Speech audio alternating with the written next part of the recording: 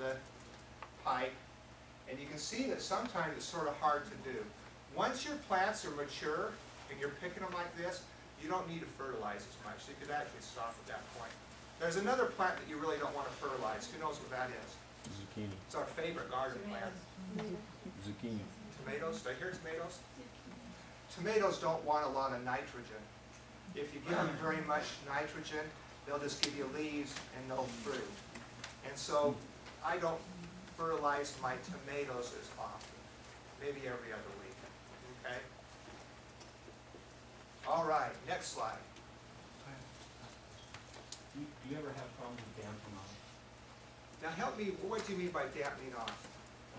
Well, when you start seeds, if they get, you know, they get kind of a fungus on them. I have never had that You never have problem. any problems with that? You know, the problem that I'll have when I'm starting seeds in the greenhouse is if you leave that humidome on it too long, they'll get leggy. Or if they don't have enough light, they'll get leggy. And the reality is, once that's happened, it's an inferior plant. And it's almost worth throwing it away. I really have a hard time buying tomatoes still at the nursery, because when you see the tomatoes you can grow yourself, like down at Thanksgiving Point, it's dirt cheap, 40 bucks. You can go and grow your own vegetables down there, as many tomatoes as you need. They water them, and they give you the soil, they give you the trays, and you get a list of Larry Sager's, teach you all kinds of cool things. And so it's well worth it. They do 2 greenhouse classes, one in February and one in April. And if you take the February one, if you're willing to pay another 40 bucks, they'll let you leave your stuff there until you want to put it out in the garden. So it's dirt cheap. The only thing they won't do is talk to your plants. And that's a real too bad, because otherwise I wouldn't even have to go back after I seed it. Anyway, if you leave those on, they'll have problems. I think the dampening off problem where you get some type of wilt or problem in there is you're not getting enough air circulation. And so we'll show you this here in a minute with the greenhouse. It's not airtight. I used to really worry thinking that we needed to have an airtight garden. And it's just not even that important. I've got big holes in my greenhouse. If you come over here, you'll see the holes, and they just don't even matter. So, May 23rd. We've all just started planting our garden, correct? And without the greenhouse, this is when you really start. In Utah, and last year, if you put out tomatoes, you had a real rude awakening in June because it froze again. But these are carrots, planted from seeds. There's a 12-inch cutting board. So you can see those are some awfully good-looking carrots. Baby carrots. The variety, I think, was Napoli. And I like buying a lot of my seeds from Johnny's Seeds. They're up in Maine. And the thing that I like about them is that they're growing varieties that are made for cold weather. So there's a lot of varieties that work really well in this type of a gardening system. But you can buy seeds in a lot of places. The funny story about these carrots, I have a neighbor, a perfect neighbor. He helps me with everything, but he's extremely reserved.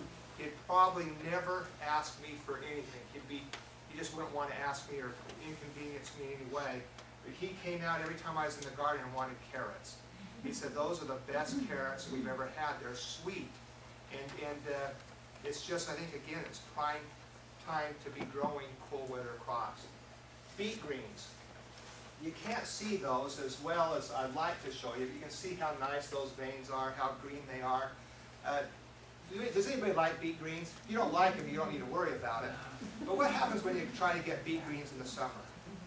You have that little leaf miner in it. You see all those trails going through it everywhere? Well, in the winter, or in the cool of the spring, guess what's not out? Leaf miners, aphids, slugs. You just don't have all the problems that you face in the summertime. There's another trick about getting bugs.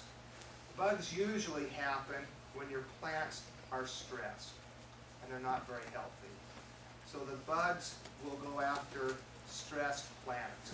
So if you keep your plants healthy, you won't have nearly as many problems with bugs. Old plants that should have been harvested, a magnet for bugs. Purple top turnips. People said, well, put those in next to whatever other root crops you're growing. That's where all the maggots, the soil maggots are going to go into that. And so you sacrifice your turnips. But again, if you're watering evenly, they're getting enough food, you won't have plants that are stressed, and you don't have as many problems with bugs. Also, you need to keep weeds. Unfortunately, you still have to weed. Weeding is important. Not having a lot of old dead material on the ground. You want to keep that up. Those are just places for bugs and stuff to hide. Okay, next one. So here's June 23rd. Here's another, that's your cauliflower, your broccoli, and your cabbage, and I don't know what, that's a certain family of plants. Brassica, I don't know what it is. Something, they're all in the same family. They look identical when you grow them from seeds. If you haven't labeled them, you're never going to know what they are, because they look exactly the same until you have the crop on them. But these were planted in the greenhouse sometime in March, maybe the middle of March, some seeds. So I planted them at Thanksgiving Point. Sometime in April, I was able to go ahead and put them out in the garden. I just put them right out in the garden and put the grow cloth over the top. June 23rd, we had eaten all of our crop. And then we planted them again in the fall and had a second crop in the fall of the broccoli, cauliflower, and cabbage. The other thing, cabbage, I really like cabbage, but oftentimes you grow and you get those big, huge cabbage, and you have one, and you've had one meal. Who wants to have another cabbage meal the next night, or even the next night? They're too big.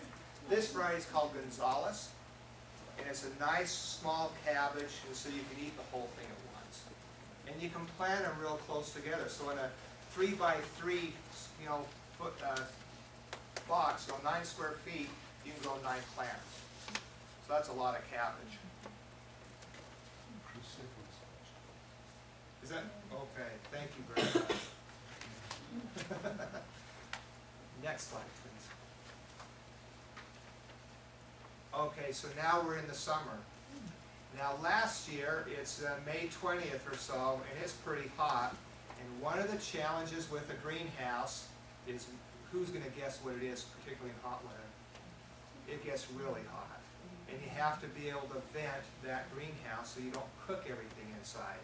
And even in days like today, when we get, or in this time of the year when we get a lot of sun, you need to do some venting so it doesn't get too hot inside. You'll start cooking your crops or stressing them from just being too warm. Well, anyway, I got tired of the greenhouse and I took it off. And last year in June, we had 2 hard freezes. I'm right on the river, so I'm the very coldest part of South Jordan. And we had 2 hard freezes, and I did have the cloth over it, but where the plants touched, I had some setback. And I had a poor tomato year. I usually get my tomatoes starting in July. Last year we didn't get them until August. And a whole month of not having tomatoes is a pain. So. And then only a whole month to have them. And then, well, last year we had a great fall, though. We didn't have any freezes, but that's right. I like growing my tomatoes a couple of ways. In baskets, I grow the determinate types. Does everybody know the 2 types of tomatoes? Determinate, that means bush. It actually means that you sort of harvest it all at once. And then you have indeterminate, which is more the vine, and they harvest from the bottom up. So they ripen from the bottom of the plant up. Both of them need some type of support. All the tomatoes that you're growing today, particularly if you're growing in a box, they have to have some kinds of support. We'll show you another picture here in a minute, but celebrity, everybody loves celebrity, right? It looks just like the grocery store, it tastes great. We have a cage that's this big, and that tomato plant's up here and out the sides. And if it wasn't supported by a pretty strong cage, you lose half your crop. They sit on the bottom, the slugs get them, they get hit and you can't find them. The other way we grow them, in this box we have 20 different tomatoes. These are indeterminate varieties, and we prune them to grow them straight up a stick. And so some years, if we have a good year, they'll be 10 feet tall, and we'll go ahead and just harvest them from the bottom up throughout the whole season. The challenge with these in the greenhouse environment, my greenhouse isn't 10 feet tall, so I can't protect them at the end of the year. So this year I'm going to go back just to caged tomatoes and grow them that way, so I can try to protect them a little bit longer in the fall. But these are some of the varieties that I like. What are some of your favorite varieties of tomatoes?